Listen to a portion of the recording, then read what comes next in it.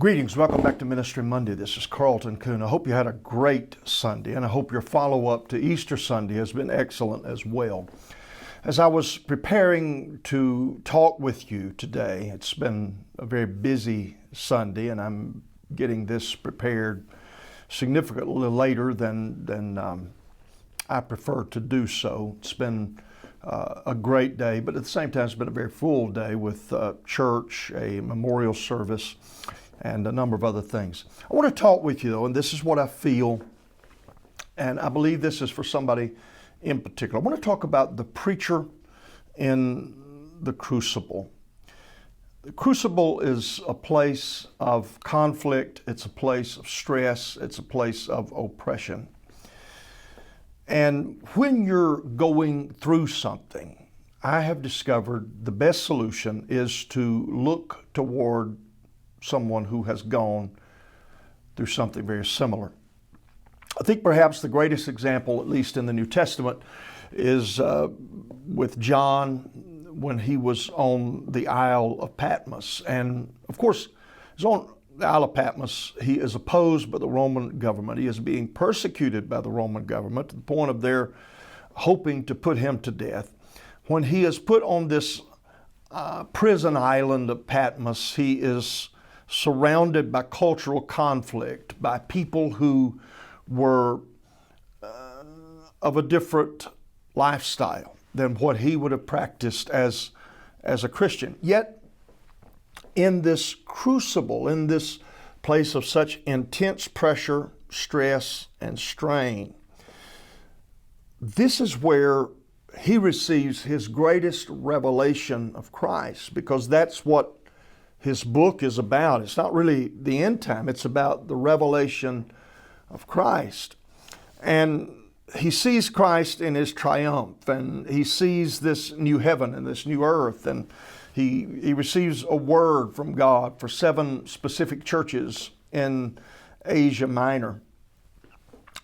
It wasn't particularly a strange thing for John to receive a word from the Lord. He had experienced the unusual in times past with Jesus. He had been there on the mountain of transfiguration when they had seen the Lord as they had never seen him before. It was there for the ascension of Christ and heard angels say he's going to return in like manner. And so John has a unique past, and now he is living in this unique present, which is a crucible of conflict. And we can only imagine the dynamics of his present time. But despite all of that, and it's kind of the bridge between his reality and his revelation, he was in the Spirit on the Lord's Day. There is the bridge, in the Spirit on the Lord's Day, or in the Spirit. For those who will come into the crucible of ministry at various times, it is essential that you know how to get in the Spirit and to reach a point where that your flesh doesn't matter, your preferences don't matter, your ideas are inconsequential, your hurts, your weariness, your disappointments. You have simply prayed through those things.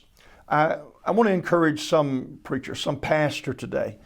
You need to pray through yourself. You need to pray through others to reach a point where none of it matters.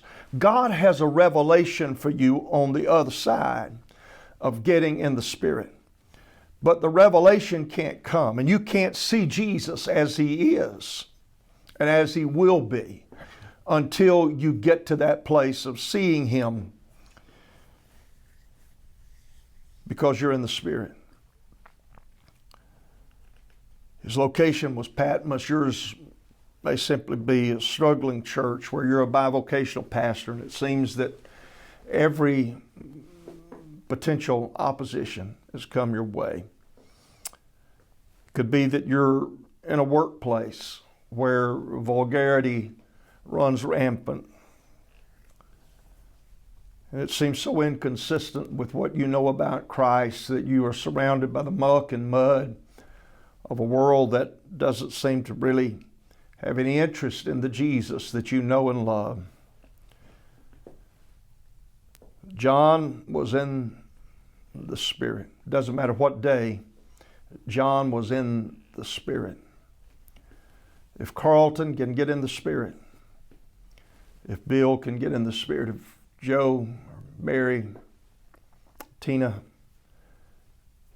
if we can get in the Spirit, then what surrounds us in the persecution and the opposition seems to fade into a fresh revelation of who Jesus is. Thank you for being part of Ministry Monday. I look forward to being with you next week.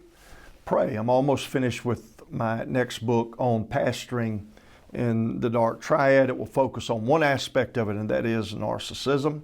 And pray I can wrap it up this week. I'm tired of the project and ready to be done with it. God bless you. Get in the Spirit. Pray until it just doesn't matter.